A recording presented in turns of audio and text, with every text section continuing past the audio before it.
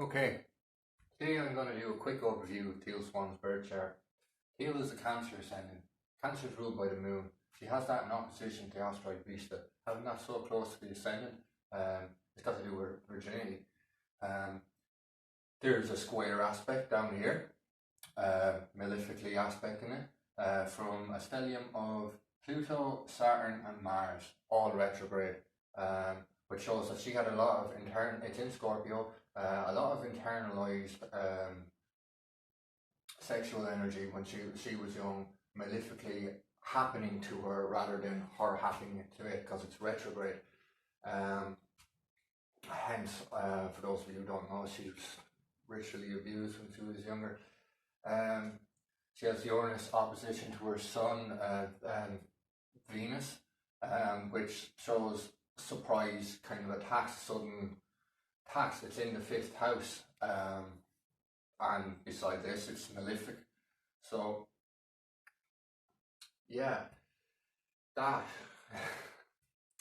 She's got Jupiter, Neptune in the sixth house, so that shows like work in regards to spiritual affairs.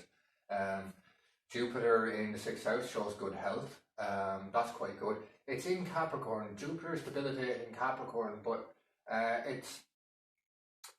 it can show a sign of self-mastery. It's got its own kind of special kind of thing, but we don't really see it come into effect in her life until she gets a bit older, because once again, she's got loads of retrograde planets. Everything here is retrograde. Where are we? Okay. We look at her sun, right? Teal's a Gemini. Geminis are intelligent. They're the writer of the zodiac. It's an exact conjunction with Venus. Usually those people have good looks. It also shows a relationship with the father that wasn't great or never really happened. It was distant. She would have liked to have a relationship with her father, but for whatever reason it didn't happen. It's quite close to Mercury. Mercury in Gemini, that's a great placement for it. It's intelligent, it's a good speaker, knows many things, likes to learn lots of different things. It's on just the cusp between her 11th and 12th houses, so she would gain through writing or speaking about spiritual affairs. It's in the 12th house. Also having this kind of conjunction shows very psychic kind of person who has a lot of hidden things, but also kind of hidden talents. Right, and the north node of the moon there as well, conjunct to Chiron, just right between the 11th and 12th houses. That shows like destined to be a healer or of some description, but also to be ostracized in young life, from groups, group settings, people. Where are we? She has her part of fortune in the Dhanishta Nakshatra and the 8th house. Like the 8th house has a lot to do with like chakras and transformation. Also Dhanishta, that's the wealth bringer. It's the wealthiest place, and this is where you get your wealth in life. So that shows that Teal's destined for wealth. Good on you, fair play to you. Come back, have a look at some of these aspects again. She's Uranus at the 10th degree of Sagittarius.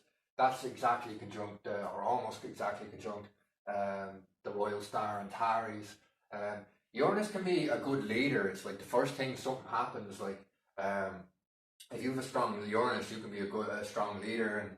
And Uranus is a higher octave planet. You know, the star Antares, like the most intelligent and the most psychic people come from people with a conjunction to Antares. Look it up. Not many people know about it. It's excellent. Right. She has the asteroid Juno exactly conjunct her ascendant. Teal talks a lot about self-love and stuff, and Juno is what you need most from a relationship. So Teal can supply herself with what she needs from a relationship, which is kind of evident from her work, like what she promotes. That's quite good. Um, Going back to the Jupiter Neptune stellium, like that's a very psychic, that's very spiritual. Neptune's the higher octave of Venus. It's there actually right on the cusp of power as well, like just between Sagittarius and Capricorn. Capricorn is very got to do with like position, authority, and Sagittarius is like that can be do with spiritual affairs and like the most number of priests and spiritual people, leaders in general tend to be of a Sagittarian nature. Um, that hits it right there.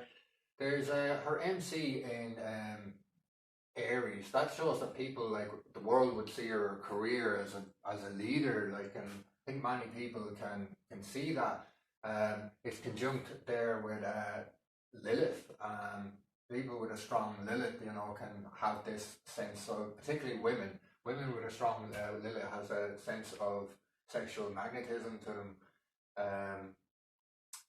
Aries ruled by Mars. That brings us back down here to the stellium. And although that's very malefic stellium she has there, it's also got its merits. Like I've noticed something about this particular stellium, Saturn, Mars, and Pluto.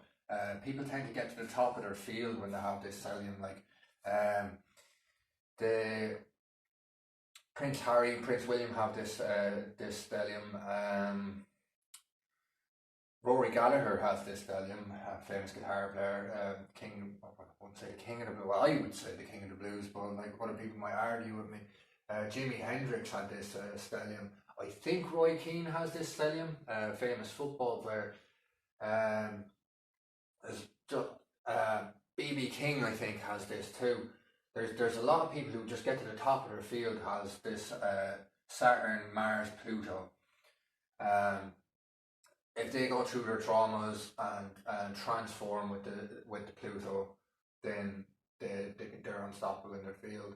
The guy who created human design actually has this stellium. He has it in Leo. Yeah. Wow. Doo-doo.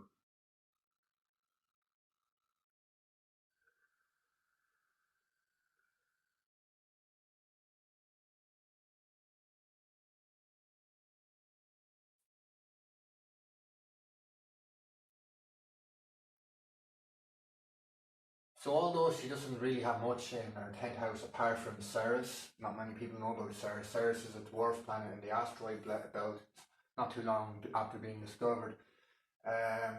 Ceres, the Greek god, like the Great Mother goddess.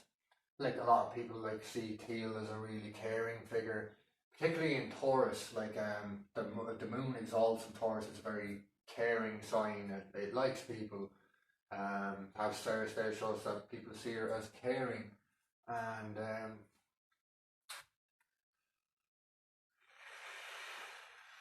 yeah. So back there with the Mars and so it's the top of her career. Like that shows a good career. Like in Scorpio, got to do with like occult like things.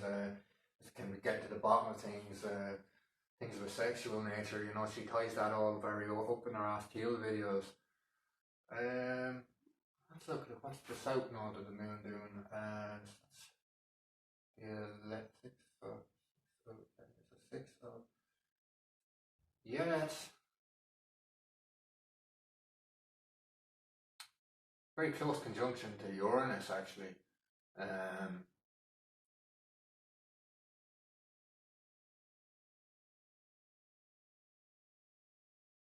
South node of the moon got to do with like the first part of the life, you know, and we were talking about all this stuff down here earlier, all the stuff she went through when she was younger.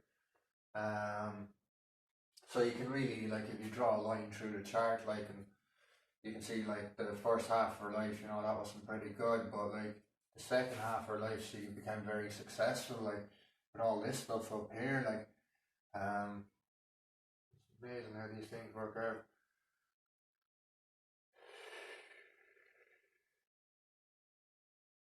Yeah.